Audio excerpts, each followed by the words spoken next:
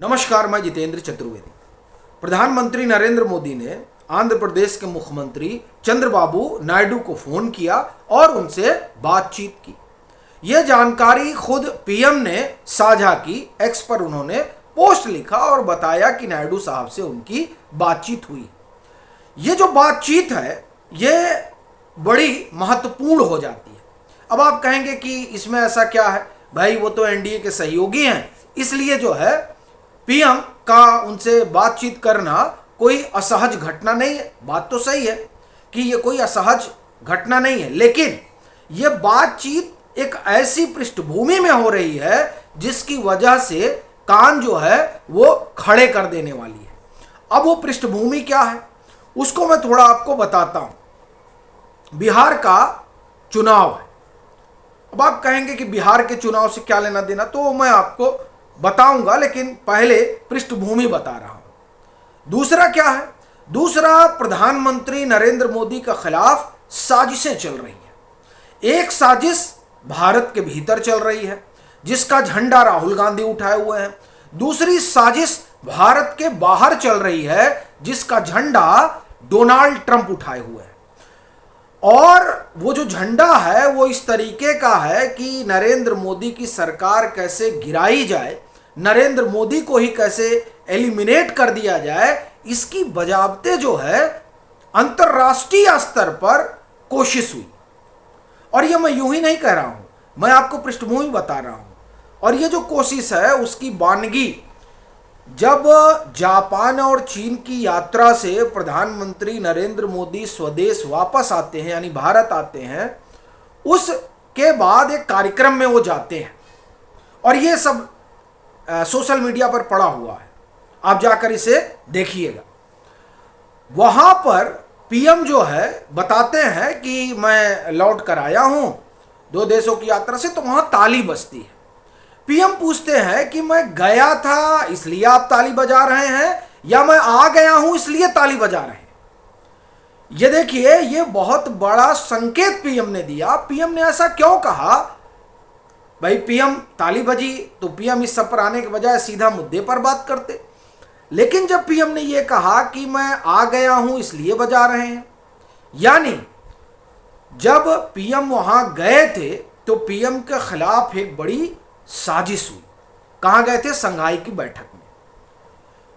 और वो साजिश कुछ इस तरह की थी कि आप नरेंद्र मोदी को एलिमिनेट कर दीजिए, सारा मामला ही खत्म हो जाए, फिर आप भारत में जैसा चाहिए वैसा चलाइए। क्योंकि पीछे जो सरकारें भारत में रही हैं वो तो अमेरिका के आगे घुटने ही टेकती रही हैं। अभी जो तनकर खड़े हैं वो नरेंद्र मोदी हैं। तो कुछ ऐसा किया जाए कि मामला जो है वो अपने पक्ष में हो जाए। तो पहले तो सरकार गिराने की कोशिश हुई। अभी जब उपराष्ट्रपति का चुनाव चल रहा था उस दरमियान एक बड़ा खुलासा हुआ कि किस तरह से सीआईए वगैरह के लोग लगे हुए थे सांसदों को इधर उधर करने में। बीच में कोई सांसद फूट गए, मामला गड़बड़ हो गया। और सीआईए एक्टिव है इस बात की पुष्टि होती है तब जब महाराष्ट्र में एक अमेरिकी पकड़ा जाता है, वो यहाँ कन्वर्जन करा रहा था। ये मसला कन्वर्जन का नहीं है, वो सीधे तौर पर माना जा रहा है कि सीआईए का जो है एक्टिव एजेंट है।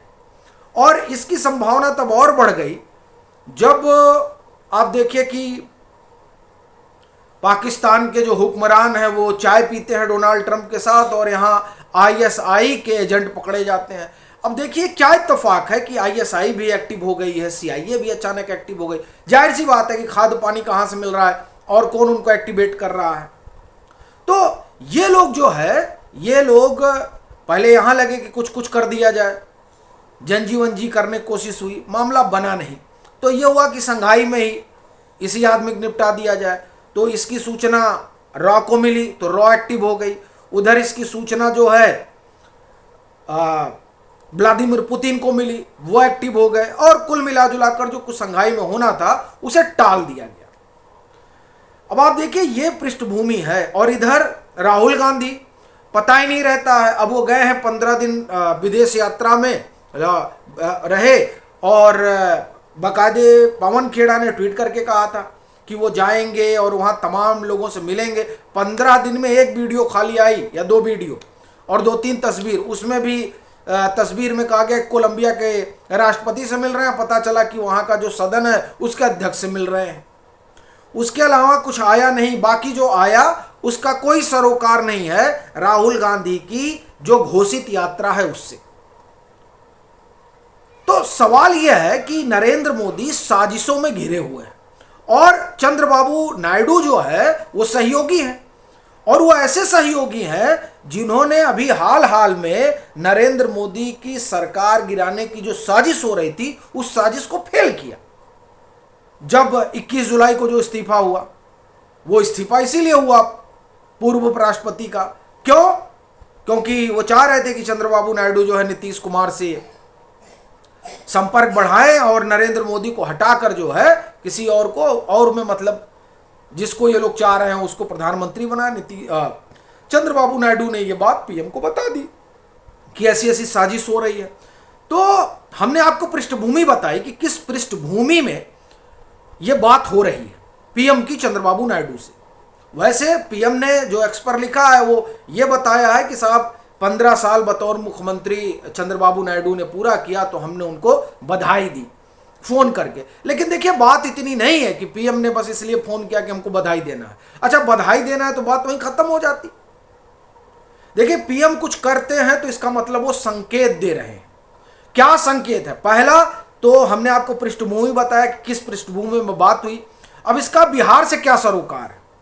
बिहार से सरोकार यह है कि बिहार में एनडीए सरकार बना रही है, यह तय है, और कांग्रेस में हड़कंप मचा हुआ है। आलम यह है कि जो ओल्ड गार्ड हैं वो राहुल गांधी की अगुवाई में रहना नहीं चाहते हैं, और राहुल गांधी जिस ढर्रे पर चल रहे हैं उस ढर्रे पर उनकी पार्टी में बड़ी बगावत की सुगबुगाहट चल रही है, और उस सुगबुगाहट में एक बड़ा धड़ा है जो दक्षिण का है, और वो चंद्रबाबू नायडू के संपर्क में है। कैसे संपर्क में है? तो एक तो दावा आप एक तरह से कहें कि बीआरएस के विधायक ने किया था, और दूसरा जो उदाहरण है वो यह है कि पूर्व उपराष्ट्रपति के चुनाव के दरमियान जिस तरह से क्रॉस वोटिंग हुई, उस क्रॉस वोटिंग में दक्षिण के भी सांसद शुमार थे, और उसमें बताया जाता है कि नायडू साहब की बड़ी भूमिका रही। तो बिहार में जो सिनेरियो बन रहा है उस सिनेरियो को देखते हुए जो लोग राहुल गांधी की अगुवाई वाली कांग्रेस में नहीं रहना चाहते हैं और उनको लग रहा है कि अब ये जो राहुल गांधी की अगुवाई वाला गठबंधन है और जो पार्टी है उसमें रहने का सीधा सीधा मतलब यही है कि अपने राजनीतिक भविष्य के साथ खिलवाड़ करना है, तो वो लोग अपना राजनीतिक भविष्य बचाना चाहते हैं, जिसका संकेत और संदेश उन्होंने 9 सितंबर को दे दिया था। तो अब उस संकेत और संदेश के लिहाज से 14 नवंबर का लोग इंतजार कर रहे थे कि साहब बिहार का नतीजा आएगा, उसके बाद में निर्णय लिया जाएगा। अच्छा, बिहार के नतीजे का ही इंतजार दुनिया की जो है बड़ी बड़ी एजेंसियां कर रही हैं, दुनिया के बड़े बड़े देश कर रहे हैं कि साहब बिहार का नतीजा आए तो कुछ किया जाए। लेकिन हुआ क्या कि जो तमाम सारा इंतजार हो रहा है उस इंतजार को धक्का तब लग गया जब तकरीबन ये बात मानी जाने लगी कि साहब सरकार जो है वो बिहार में एनडीए ही बना रही है। तो अब सबके होश पाखता है, जो देश में है उनके भी, और जो विदेश में आप ये कहें कि जो विदेशी ताकतें थी जो बार बार आ रही थी देखने के लिए कि बिहार में क्या होने जा रहा है, तो उनको भी अब लगने लगा है कि साहब जो है एनडीए के लिए सब कुछ ठीक ही है। तो यानी कुल मिलाकर जो परिस्थितियां बनी हैं उन परिस्थितियों में कई सारे जो आप ये कहें कि लोग यानी जो सांसद वगैरह हैं जो खुश नहीं हैं, और वो जो है इधर उधर तलाश कर रहे हैं, और उस तलाश में एक कहें कि एक पड़ाव जो है वो चंद्रबाबू नायडू भी हैं। तो ऐसी परिस्थिति में पीएम की जो बातचीत हुई चंद्रबाबू नायडू से वो बड़ी महत्वपूर्ण हो जाती है, क्योंकि ये सिर्फ मतलब मैं नहीं मानता कि पीएम ने सिर्फ बधाई देने वाला मसला है। पीएम ने बधाई दी, कोई बात नहीं, बहुत अच्छी बात है। पीएम जब एक्स पर पोस्ट कर रहे हैं तो इसका मतलब पीएम ये संदेश भी दे रहे हैं कि अपने को सारी सूचना है, और पीएम ये भी बता रहे हैं कि नहीं, सारी चीजें जो है वो बेहतर चल रही हैं, और वो यह भी संकेत दे रहे हैं कि जो लोग जिस माध्यम से आना चाहते हो आए। और एक चर्चा और चल रही थी, जो आप देखिए कि केपी मलिक साहब ने उसका खुलासा किया था। उन्होंने कहा कि साहब गृह मंत्री को लेकर ही अब दबाव बन रहा है, यानी उनका ये कहना था कि नायडू साहब जो है वो चाह रहे हैं कि गृह मंत्री का पद उनके पास हो।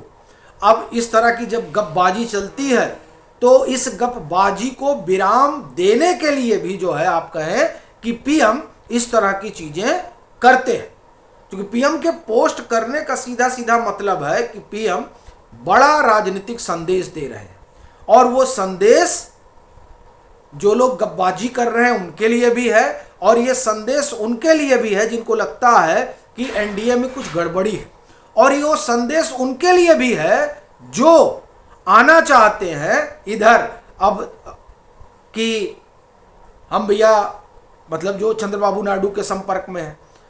तो ये जो पूरा आप एक तरह से कहें कि मामला है, ये मामला कम से कम मैं इस तरह से देखता हूं कि ये जो फोन है, इस फोन के चारों तरफ की ये जो है पेरिफेरी है, और इस लिहाज से ये जो घटनाक्रम है वो बड़ा है। बाकी आपकी अपनी क्या राय है ज़रूर साझा करिए। मतांतर से नहीं जुड़े हैं तो जुड़िए, वीडियो को लाइक करिए और साझा करना मत भूलिए।